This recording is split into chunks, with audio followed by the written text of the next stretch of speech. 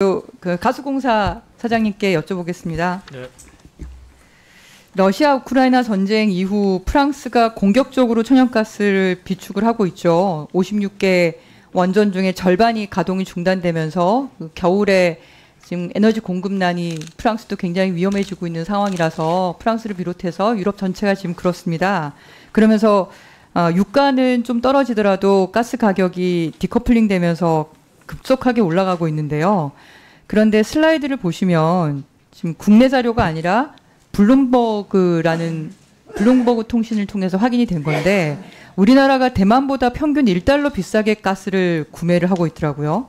그럼 1년 되면은 3조 원이 더 비싸게 구매를 하는 겁니다. 물론 여기서는 대만이 싸게 구입한다고 칭찬해 주려고 한 건데 우리나라가 전 세계에서 LNG 구매의 거의 1, 2위를 차지하는 그렇게 큰 손인데 왜 이렇게 비싸게 구매합니까?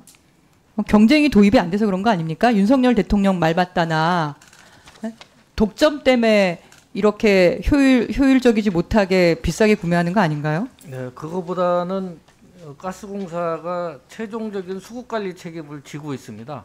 그렇기 때문에 LNG 발전기가 추가적으로 돌아가게 되면 저희들이 장기 그렇게 물량을 비싸게 물량을 많이 하는데 가격 협상력이 누구에게 있겠습니까? 예? 그거를 우리가 많이 확보해야 되니까 그렇다고 얘기를 하면 그럼 매년 많이 확보하는데 그만큼 그럼 협상력이 있는 거겠죠. 우리가 많이 구매를 하면. 근데 왜 비싸게 하냐고요. 그 답에 그 적절한 답은 아니신 것 같고요. 이렇게 비싼 가격으로 LNG를 수입하게 되면 결국은 LNG 도매요금이 비싸지게 되는 거고 한국전력공사에 이걸 비싸게 판매하니까 결국 전력 도매요금까지 영향을 주게 되는 겁니다. 그리고 또 가스공사 자체가 LNG 가격이 상승량이 발전용에만 반영이 되고 민수용에는 반영이 안 돼서 민수용이 보통 주택용하고 일반용인 걸로 알고 있는데 주택용 일반용 원가 회수율 얼마죠? 48% 정도. 네, 발전용은 회수율 얼마입니까?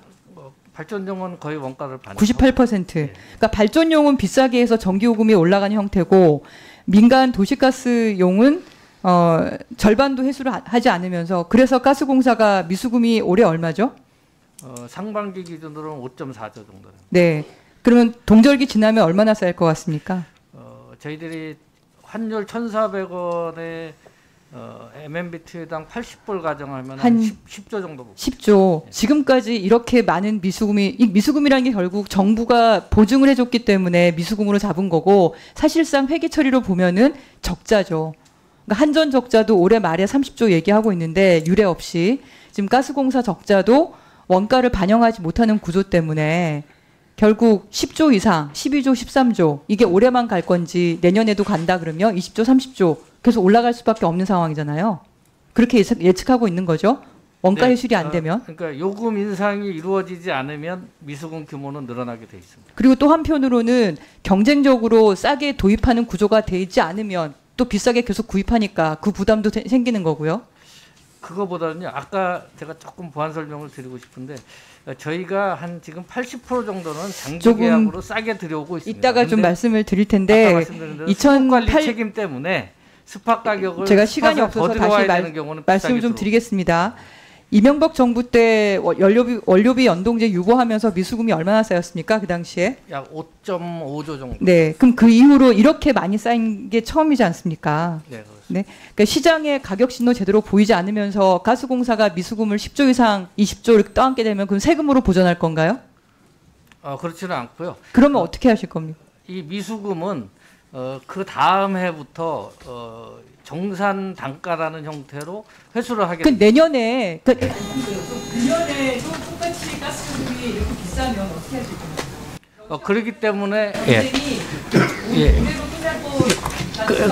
그렇기 때문에 저희가 이 적정 수준의 원가 반영은 필요하다. 예를 들면 지금 반값에 공급하고 있는 거는 기본적으로 원가라든가 시장 원리에 맞지 않기 때문에 적어도 80% 이상은 반영이 됩니다. 가격이 더 높아질 수밖에 없는 거는 그런 소리가 되는 거네요. 그 부분은 인정하겠습니다. 그리고 전기요금에도 계속 부담이 될 수밖에 없는 거고. 그럴 수 있습니다.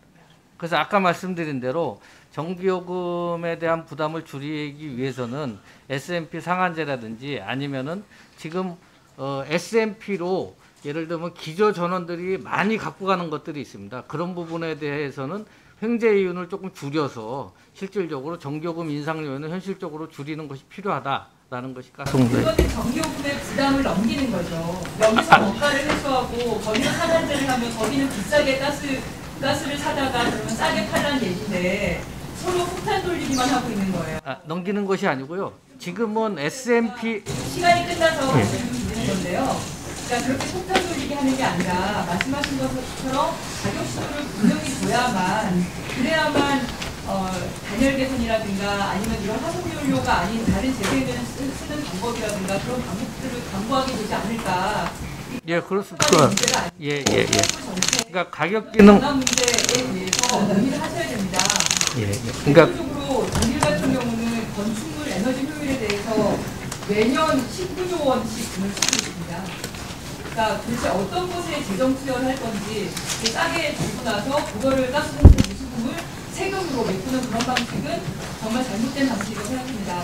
논의를 좀 하시기 바랍니다. 예. 감사합니다. 양 의원님 수고하셨습니다.